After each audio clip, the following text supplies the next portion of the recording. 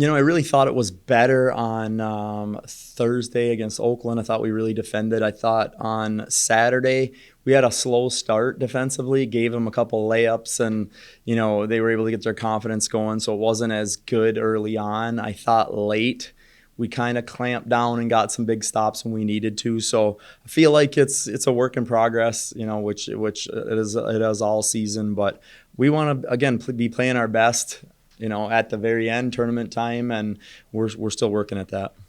John, it's February. Obviously, you've been playing for several months. You've been practicing for several months. Not to say your team is tired, but I think every college basketball team at this point wants to get the regular season over and get to the tournament. How do you kind of keep that in perspective? Well, I mean, we're fighting for the highest possible seed we can get. I mean, we have an opportunity where we can get if we finish strong, we can get a first round bye. We can host the second round of the tournament, which is a huge key. So there's a lot for us to fight for down the stretch. You guys get Milwaukee on Friday night. Just talk about what makes them so special. You beat them up there, but it's going to be on their minds coming here now. Yeah, I mean, Kyle does a great job. She's a very veteran coach. She's always got a good plan set for the team, and the team does a great job of following that plan and executing on the court. So we have to be ready for anything. They're in the same position we are. I mean, they're fighting for the best possible seed they can get to give them a chance. I mean, they're one of the teams that I considered fighting for a chance to win a championship, either regular season or tournament. And my mind hasn't changed. I mean, they have enough talent to do it. They get hot, and you never know what could happen. So every game here on out is going to be tough, and we're just going to focus one at a time and try to take them down one at a time. Just the challenge of Wallstead and Whitmershall down low. I mean, they're the twin towers of the league, and what makes them special is they both can post up and finish with either hand, and they both can step out and shoot the three. Wallstead, I think, made 3 threes in their last game, and that's a challenge for some post players to get out and defend on the perimeter. So, and then they do a great job on the board. They're long on the boards. They're long. They block shots. So rebound. So they're a great tandem in there. John, this past Monday, I should say, Lily was named Player of the Week again. Just, how impressive has she been over the past few games? It looks like she's trying to pick it up.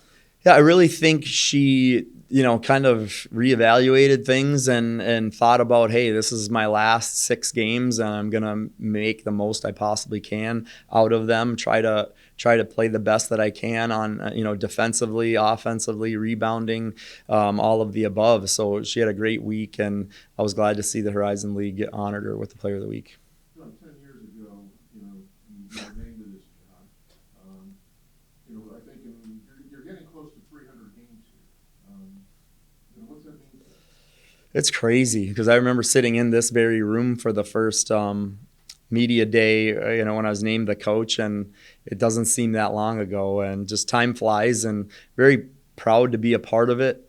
Thankful that we've been able to put some good teams together and some good seasons together for the community, and it means a lot to be in a position, especially with the men. The men are having a magical year, and their game on Thursday, I think it's going to be another sellout. 4,000 or 5,000 people in here going crazy to try to cheer them on and that carries over to our program, and it's just been a ton of excitement for the community around the basketball teams, and it's a lot of fun.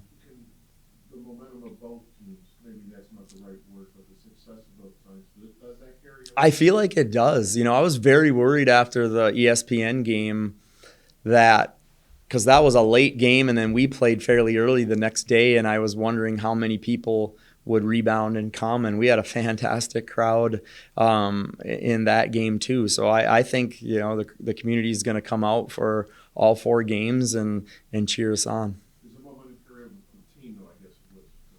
I think our 2 teams cheer for each other. Like our players are at their games, their players are at our games, and I think that means a lot to the teams, and it just gives them an extra motivating factor to, for both teams to be, at the top or close to the top of the league. What's the message to the fans to get out here this weekend? Not only for you guys, but for the men as well.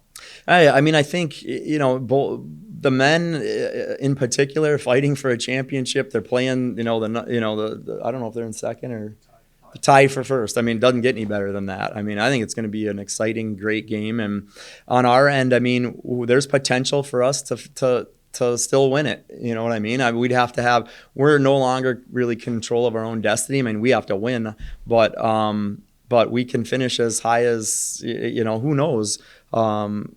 So I think both teams just have a ton riding on it, and the community's presence and energy helps us win games. Not that you scoreboard watch, but are you aware of what's going on at other games? I mean, maybe not during your game, but. Oh yeah, for sure. I mean, that's part of coaching. I mean, you're always watching, who's winning, who has the tiebreaker, who's playing at home, who's on the road, all of those things. So you definitely pay attention. And I mean, ultimately you're focused on what you need to do and trying to get your win and taking care of your business. But, if you need help, you're paying attention.